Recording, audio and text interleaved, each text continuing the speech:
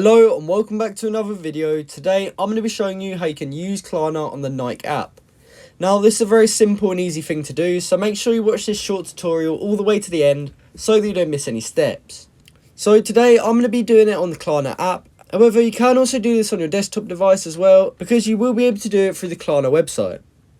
So if you're doing it through the app, you just want to open up the app, and when you get on this homepage here, you just want to go to the search bar.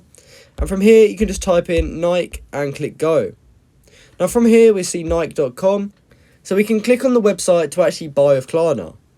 Now you might have seen this pop up, and there is actually an option to buy in store with Nike as well. So you can choose that if you want. However, today I'm just going to be doing online. So all you have to do from here is just shop for whatever item you want. So let's just say I was going to purchase this. I'd click on that. And now we can actually read a bit about it. We also want to choose what shoe size we are. And then just check through all of this and make sure this is actually something you want.